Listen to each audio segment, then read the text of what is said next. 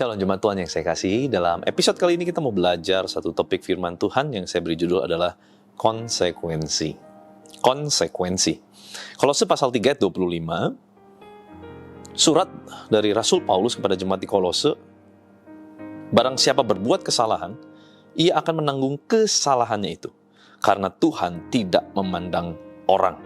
Nah, saudara, jadi jelas ya, kalau kita lihat orang jahat, kok susah matinya, nggak jatuh-jatuh hidupnya, malah kok makin hari makin jahat dan makin diberkati, atau bahkan mungkin katanya Kristen tapi hidupnya menindas hidup orang lain dan kayaknya semakin diberkati. Lalu kita mulai iri, mulai kesal, ya, dan mulai bertanya-tanya Tuhan di mana? Tuhan nggak adil, di mana keadilan Tuhan? Nah, hari ini terjawab sudah, karena jelas Tuhan itu adil, karena ada konsekuensinya. Dari ayat 25 ini dikatakan barang siapa berbuat kesalahan, yang akan menanggung kesalahannya itu. Ada konsekuensi dari perbuatan. Setiap perbuatan kita ada konsekuensinya. Karena Tuhan tidak memandang orang. Mau orang kaya, mau orang nggak kaya, mau orang punya status sosialnya tinggi, mau orang nggak punya status sosial yang tinggi, mau anak pejabat, mau anak pengusaha, mau anak petani, mau anak buruh. Tuhan tidak memandang orang.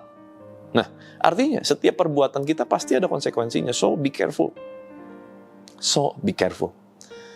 Dan jangan sampai kita iri gara-gara lihat orang jahat hidupnya makin diberkati. Pemasmur bilang, hampir saja aku tergelincir. Kenapa? Karena memandang orang-orang seperti itu dan hatiku mulai iri.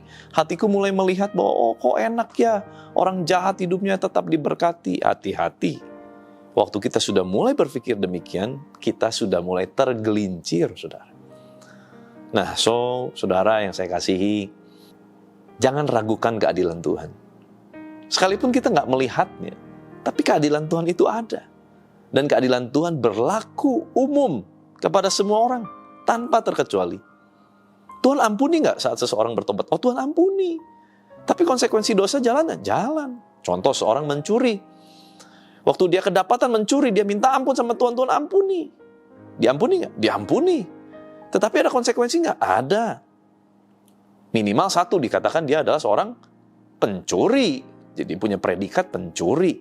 Kedua, dia bisa kena hukum pidana karena melakukan tindak pencurian. Jadi ada konsekuensinya, saudara.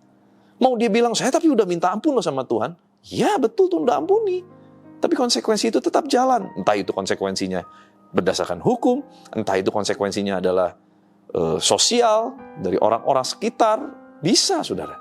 Selalu akan ada konsekuensi. Atau mungkin konsekuensinya nggak ada dari luar, tapi dari dalam diri kita. Rasa bersalah, rasa tidak nyaman, ditekan terus seperti dikejar-kejar dengan rasa bersalah, rasa berdosa, macam-macam, saudara. Tapi selalu ada yang namanya konsekuensi. Sebab barang siapa berbuat kesalahan, apapun kesalahannya, ia akan menanggung kesalahannya itu karena Tuhan tidak memandang orang. Ini bicara mengenai ada konsekuensi dari setiap pelanggaran.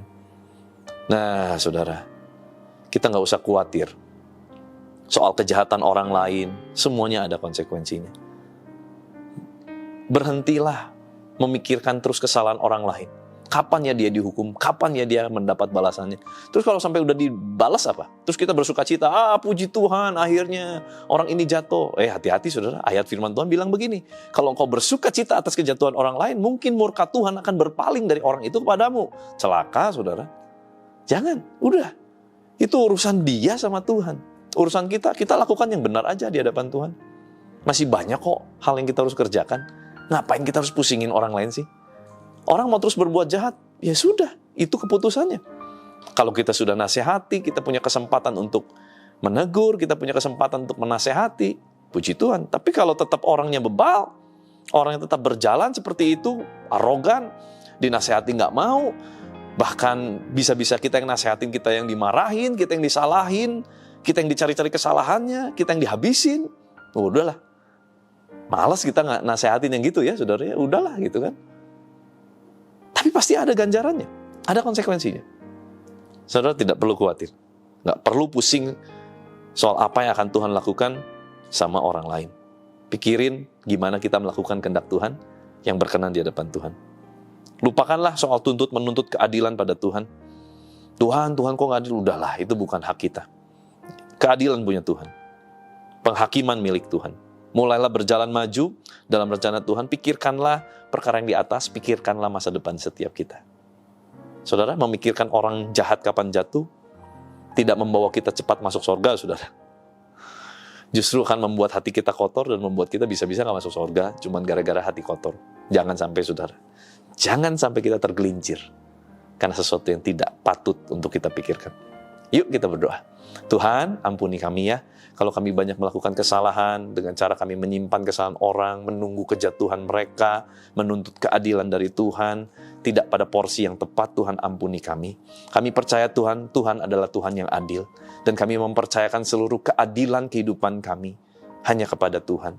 Biarlah Tuhan yang campur tangan, Tuhan yang ambil alih, Tuhan menjadi hakim atas hidup kami, Tuhan menjadi wasit dalam kehidupan kami, Tuhan menjadi tonggak utama dalam kehidupan kami.